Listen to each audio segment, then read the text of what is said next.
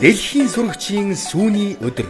Нэгдсэн үндэсний байгууллагын хүнс хөдөө аж ахуйн байгууллагын санаачилгаар 2 дахь жилдээ дэлхийн сурагчийн сүүний өдөр арга хэмжээг тэмдэглэх гэж байна.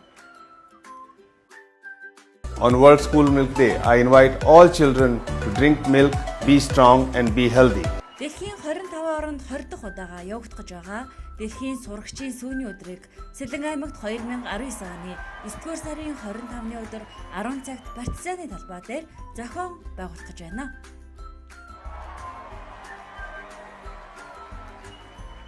Сүү цагаан эдээ бол хүний эрүүл мэндэд маш чухал ач холбогдолтой байдаг.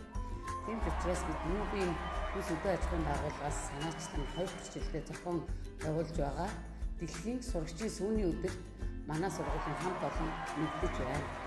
Бид дэлхийн сүүний өдөрт нэгдэж байна. Бид дэлхийн сүүний өдөрт нэгдэж байна. Эрүүл хүнс, эрүүл сүү. Бид дэлхийн сүүний өдөрт нэгдэж байна. Дэлхийн сурагчийн сүүний өдрийг Монгол улсын хэмжээнд ховд Сэлэн аймагуудад л зохион байгуулах гэж байна. Эрүүл хүнс, эрүүл сүү Монгол хүүхэд бүрт дэлхийн сурагчдын өдөрт та бүхнийг хүрэлцэн ирэхийг урьж байна.